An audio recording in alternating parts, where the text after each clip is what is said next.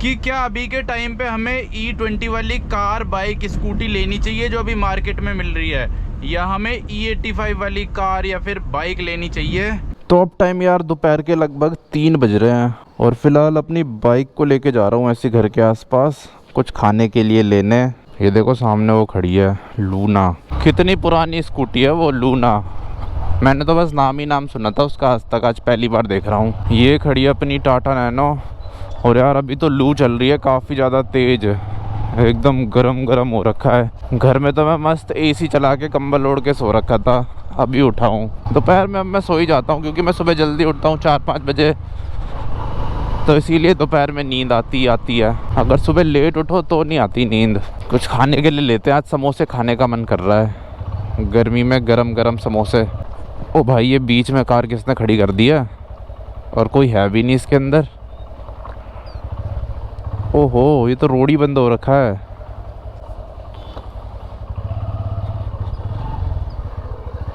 अरे यार मेरे को जहाँ जाना था वो तो इसी तरफ थी जगह, और मैं ग्लव्स भी पहन के नहीं आया, अब गर्मी लगेगी हाथों में। अब थोड़े लंबे रास्ते से जाना पड़ रहा है, हाथ काले हो जाएंगे। तो समोसे ले लिए यहाँ से, अब निकलते हैं फटाफट। इसको थोड़ा और अनहेल्दी बनाया जाए क्या, एक पेप्सी लेके, या इतना ही अनहेल्दी ठीक है। बहुत गर्मी है यार, आज मेरे ख्याल से 45 डिग्री के आसपास है टेम्परेचर। तो अब घर पहुंच चुका हूं, अब बैठते हैं इस वाले कमरे में। यहाँ मैं एसी चला के गया था। ओ भाई कितना ठंडा ठंडा हो रखा है। तो देखो कुछ इस तरह के लग रहे हैं अपने समोसे। 2 समोसे लिए मैंने और हरी वाली चटनी डाली है, लाल वाली नहीं डाली।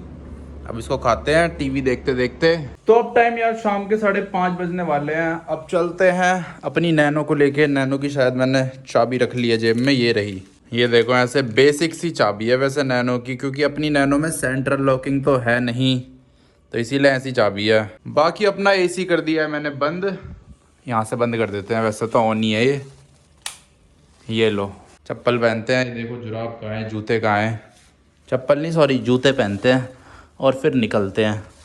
अब तो यार बारिश का मौसम शुरू हो गया, ये देख लो धूप ही गायब हो गई, हवा चल रही है तेज तेज, बादल लग गए चारों तरफ।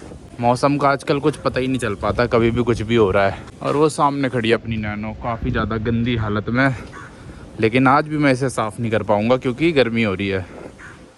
शीशे साफ़ करते हैं और निकलते हैं। ये रही। और अभी देखो गाड़ी के अंदर का टेम्परेचर 41.1 चल रहा है। पहले से थोड़ा स्टार्ट कर लेते हैं और एसी चला देते हैं, उसके बाद बैठूंगा इसमें।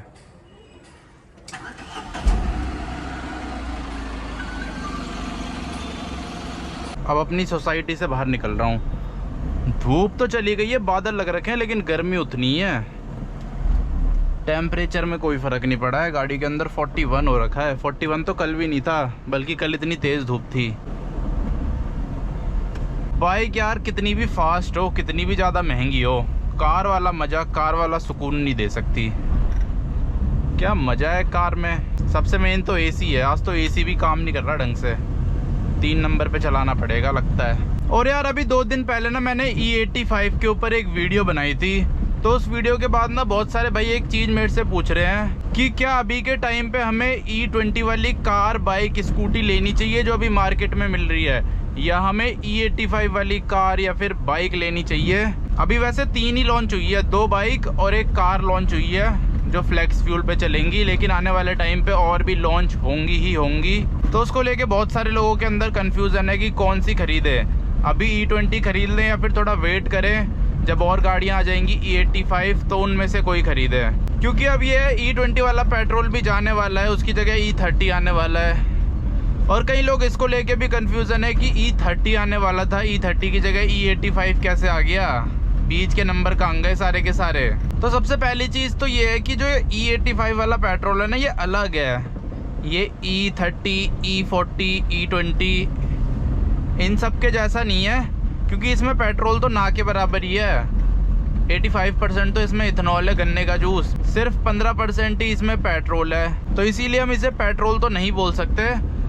पेट्रोल वो होता है जिसमें इथेनॉल का परसेंटेज कम हो और पेट्रोल का परसेंटेज ज़्यादा हो, जो कि E20 पेट्रोल में है, E30 जो अब आने वाला है उसमें है, तो इसीलिए ऐसा नहीं है कि E85 आ गया तो अब E30 नहीं आएगा, E30 भी आएगा अभी कुछ टाइम बाद। जैसे E20 तो अब मैंडेटरी है, उसके लिए कोई अलग से डिस्पेंसर नहीं है, अलग से पंप नहीं है। वहीं जो E85 होगा उसकी अलग मशीन लगेगी, उसमें साफ साफ लिखा होगा E85, जैसे पहले के टाइम पे E20 में किया था। E20 भी जब आया था ना इंडिया में, तो ऐसे नहीं आया था कि एकदम से आ गया, उसकी भी पहले अलग मशीन हुआ करती थी E20 की, फिर धीरे धीरे करके वो नॉर्मल पेट्रोल कर दिया उन्होंने, कॉमन कर दिया, और मशीन के ऊपर जो E20 लिखा रहता था वो हटा दिया। लेकिन E85 के साथ ये अभी नहीं करेंगे, अभी पहले ये E30 के साथ करेंगे। इसीलिए E20 पेट्रोल अभी चलेगा मेरे हिसाब से 2-3 साल तो चलेगा ही चलेगा, लेकिन ऐसा भी नहीं है कि बहुत साल चलेगा, 5-6 साल चलेगा,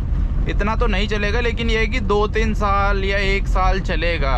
और आजकल यार कुछ कह नहीं सकते, गाड़ियों के मार्केट में कुछ भी चल रहा है, क्योंकि E20 जो आना था ना ये 2030 में आना था, लेकिन 30 की जगह ये अभी से ही मैंडेटरी कर दिया है, हर पेट्रोल पंप में अब E20 ही मिलता है। तो वही है, कुछ कह नहीं सकते, बोला कब के लिए होता है और आ कब जाता है, वो तो आने वाला टाइम ही बताएगा क्या हो सकता है। और इन लोगों का दिमाग घूम गया तो हो सकता है ये E30 की जगह सीधा E85 ही कर दें, कुछ कह नहीं सकते। आजकल के टाइम पे अनसर्टेनिटी बहुत ज़्यादा हो रखी है, कुछ भी हो सकता है, दुनिया में कुछ भी चल रहा है आजकल,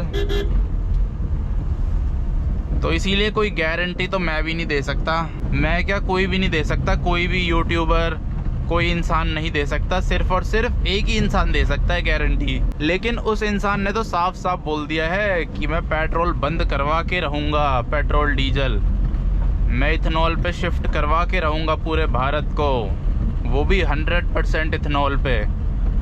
E85 तो दूर की बात है। तो इसीलिए ये सब बातें सुन के और ज़्यादा डर लगता है। और अगर उसकी बात करें कि आपको कौन सी बाइक और कार लेनी चाहिए, तो मेरे हिसाब से अगर आप स्प्लेंडर जैसी बाइक ले रहे हो ना, तो E85 ही ले लो। और अगर आप कार लेने वाले हो तो फिर थोड़ा होल्ड पे डाल दो अपना डिसीज़न, थोड़ा रुक के लो, उससे क्या है और अच्छे से आइडिया लग पाएगा कि आने वाले फ्यूचर में क्या होने वाला है।